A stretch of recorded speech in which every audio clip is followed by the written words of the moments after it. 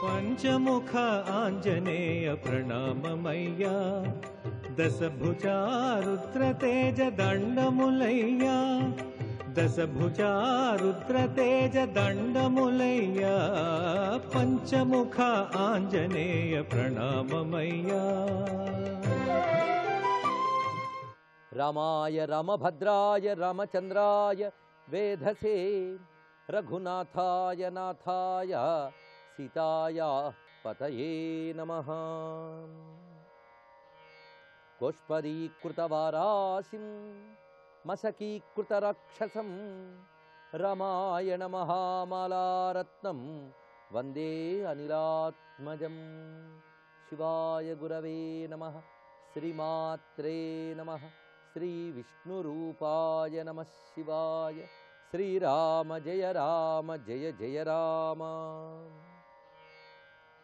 సీతాన్వేషణకై లంకలో ప్రవేశించిన ఆంజనేయ స్వామివారు రావణ అంతఃపుర ప్రవేశంలో ఉన్నటువంటి అనేకములైన రాక్షస భవనాల్ని, అందులో ఉన్నటువంటి వ్యక్తుల్ని, ప్రత్యేకించి స్త్రీలని అన్వేషిస్తూ ఉన్నారు. ఎక్కడా సీతమ్మ యొక్క జాడ తెలియలేదు. అప్పటికే చాలా బాగా అన్వేషణ పూర్తయిపోయింది. దానితో మనస్సులో వేదన కలిగింది. ఆ వేదన క్రమంగా సీత నాకు గోచరించలేదే అనేటువంటి చింతతో ఆ తల్లి యొక్క స్వరూపాన్ని భావన చేస్తున్నాడు. ఇక్కడ వాల్మీకి వరుసగా 5-6 శ్లోకాల్లో సీతా వర్ణన చేశారు. ఈ వర్ణన హనుమంతుడి యొక్క భావన. హనుమంతుడు సీతను చూడలేకపోయేనే అనుకుంటున్నప్పుడు ఎటువంటి సీతను అనే కొన్ని స్వభావాల్ని, విశేషణాలను అనుకుంటున్నాడు. దాన్ని ఇక్కడ మనం పరిశీలించినట్లయితే హనుమంతుడు సీతమ్మని ధ్యానిస్తున్నాడు అనే భావంలో పరిశీలించవచ్చు.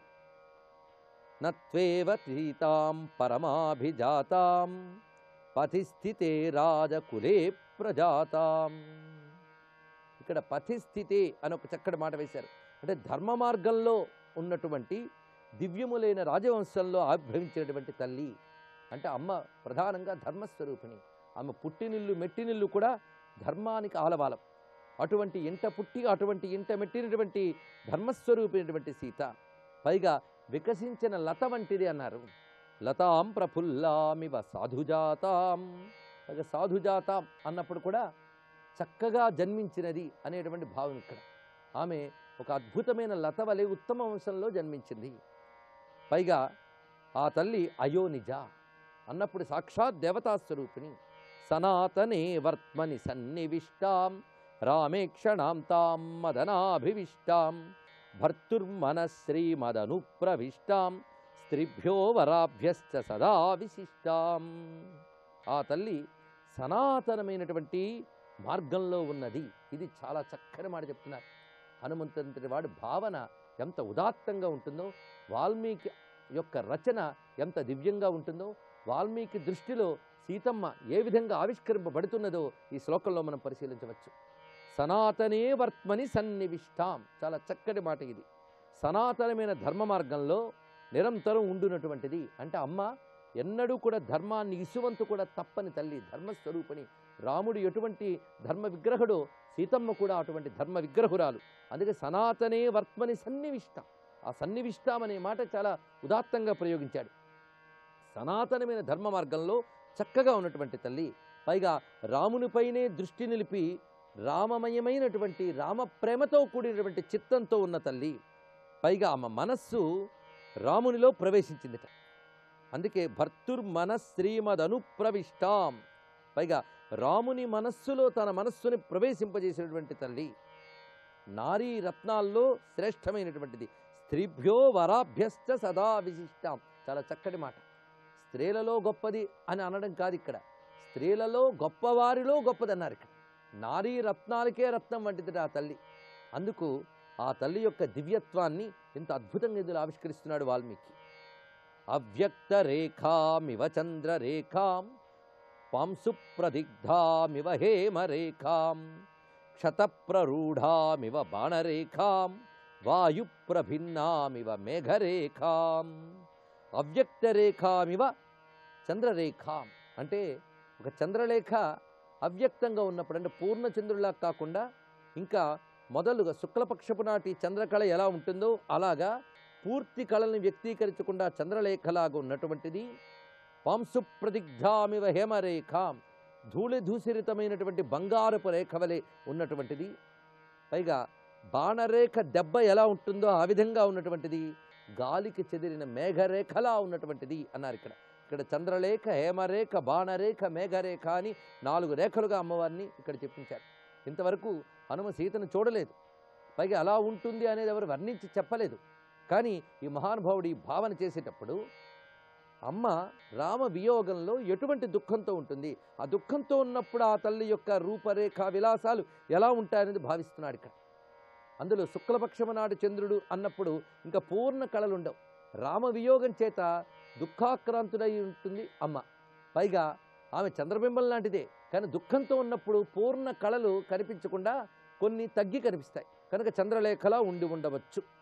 పైగా ధూళిధూసరితమైనటువంటి హేమరేఖ అనడంలో కూడా విశేషం ఏమిటి అంటే, ఆ తల్లి బంగారు కాంతి కలిగిన దేహం అయినప్పటికీ కూడా రామచంద్రమూర్తిపై ధ్యానం చేత తన దేహంపై తానే శ్రద్ధ వహించక ఆ ధూళిధూసరితమై ఉండవచ్చు. బాణరేఖ దెబ్బ తగిలితే ఆ రేఖ ఎలాగైతే గాయంలో కనిపిస్తూ ఉంటుందో అలా ఉన్న తల్లి అన్నారు. అంటే అనేకమైనటువంటి అసురుల యొక్క మాటలు, ఆ బంధించినటువంటి హింసలు, ఈ బాధలు తాళలేక ఆ గాయపడి ఉన్నటువంటి సీతమ్మ అనే భావాన్ని చూపిస్తున్నారు ఇక్కడ. అంటే మానసికంగా గాయపడిన సీతమ్మ తన యొక్క శారీరకమైన అలంకారాలకి ప్రాధాన్యం ఇవ్వకుండా ధూళిధూసరితమైనటువంటి సీతమ్మ, దుఃఖం చేత కళలు వ్యక్తీకరింపబడకుండా కేవలం చంద్రలేఖవలే ఉన్నటువంటి సీతమ్మ, గాలికి చెదిరిపోయినటువంటి మేఘరేఖలాగా ఉన్నటువంటి సీతమ్మ. అంటే ఇక్కడ దుఃఖానికి రావణుడు మొదలైన వారు అంటున్న మాటలకి మనస్సు చెదిరిపోయి వేదన పడుతున్నటువంటి సీతమ్మని ఎప్పుడు చూస్తానో కదా, ఇంతవరకు ఆ తల్లి కనబడలేదే అంటున్నారు. దీన్ని బట్టి సీత యొక్క దివ్యత్వంతో పాటు రామవియోగంతో సీత ఎలా దుఃఖాక్రాంతురాలై ఉంటుందో కూడా హనుమ ఊహిస్తున్నాడు. ఇంతవరకు తెలియనటువంటి వారిని ఎలా తెలుసుకోగలగడం, ఇది నిజానికి పెద్ద ప్రశ్నే. కానీ హనుమంతుడు మాత్రమే తెలుసుకోగలడు అని రామచంద్రమూర్తికి తెలుసు. పైగా హనుమంతుడికి కూడా తెలుసు, నేను సీతమ్మని ఎలాగైనా తెలుసుకోగలనని ధైర్యం ఉంది ఆయనకి. దీనికి చక్కటి మానసికమైనటువంటి విశ్లేషణని విశ్వనాథ వారి కల్పవృక్షంలో చూపిస్తున్నారు. ఎరిగియున్న వారి నెరుగంగనగు గాని ఎరుగునట్టి వారి నెరుగుటెట్లు, అవనిజాత ఎరుగుననుట ఎట్లు పొసగునో ఇంత రామచంద్రుని ఎరిగి ఎరిగియున్న వారి నెరుగంగనగు. తెలిసిన వారిని తెలుసుకోవచ్చు కానీ తెలియని వారిని తెలుసుకోగలమా అనేది ప్రశ్న. సీతమ్మ నాకు తెలియంది ఎలా అవుతుంది అన్నాడు ఇక్కడ. సీతమ్మ నాకు తెలియంది ఎలా అవుతుంది, రాముడు తెలుసు కదా. ఆ మాట చాలు, చాలా విశిష్టమైన మాట. రాముడు నాకు తెలుసు కదా అంటే అర్థం ఏంటి? సీతకి రామునికి అభేదము, సీతారాముల ఏకత్వం.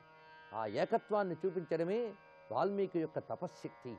సీతారాములు ఏకస్వరూపులు, అదే శివశక్త్యైక్య రూపిణి లలితాంబిక అనేటువంటి శ్రీ విద్యా మర్మం. అందుకే ఆ సీతకి రామునికి భేదం లేదు.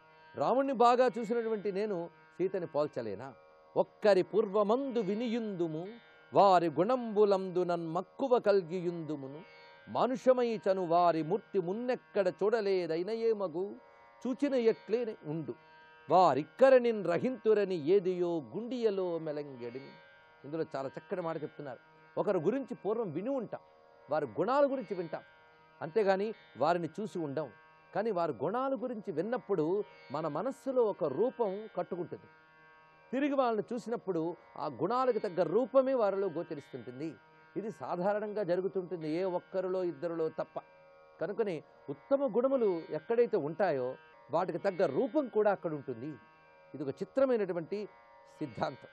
గుణములకుందొలగక అనుగుణమగు రూపంబు పొల్చు కొందరు దివ్య గుణులకు అట జీవునకును గుణరాశికి ఆకృతికిని కూటమి పొలుచు. చాలా చక్కటి మాట. జీవ సంస్కారాలకి, గుణాలకి, వారి ఆకారానికి కూటమి అంటే అనుకూలత, మూడు ఒకేలాగా ఉండడం అనేది దివ్యద్గుణులకు, ఉత్తమ గుణం కలిగిన వారికి ఉంటుంది. కనుక ఉత్తమ సంస్కారం కలిగిన జీవుడు, దానికి తగ్గ గుణములు, దానికి తగ్గ రూపం. అందుకే సీతమ్మని నేను తెలుసుకోగలను. ఇంతవరకు ఆ తల్లి యొక్క దివ్యగుణములు నాకు తెలుసు, ఆవిడ యొక్క పతిని నేను చూశాను, ఆ పతికి తగ్గ సతిని నేను తప్పకుండా తెలుసుకోగలను అనేటువంటి భావనతో ఉన్న హనుమకి సీత ఎప్పుడు కనబడలేదెప్పుడు దుఃఖితుడవుతున్నాడు. సీతామపశ్యన్ మనుజేశ్వరస్య రామస్య పత్నీం వరతాం వరస్య బభూవ దుఃఖావిహతశ్చిరస్య. 'ప్లవంగమోమం దైవాచిరస్య. వాగ్వేత్తల్లో శ్రేష్ఠుడు, మానవుల్లో కల్లా ఉత్తమోత్తముడు అయినటువంటి రామచంద్రమూర్తి యొక్క పత్ని అయిన సీతాదేవిని ఎంత వెతికినా కనబడకపోయేటప్పటికల్లా దుఃఖంతో క్షణకాలం ఏమీ తోచని స్థితి ఆంజనేయ స్వామి వారికి ఏర్పడిందిట. అది క్షణకాలం. ఇవ అచిరస్య, కొద్దిసేపు ఒక్కసారి దుఃఖం ఆక్రమించి ఏమీ తోచలేదు. మళ్ళీ మనస్సు కుదుటపరుచుకుని ఆలోచన చేస్తున్నాడు హనుమ. ఏమి ఆలోచిస్తున్నాడో రేపు తెలుసుకుందాం. సర్వం శ్రీ ఆంజనేయ చరణార విందార్పణమస్తు. జై వీర హనుమ.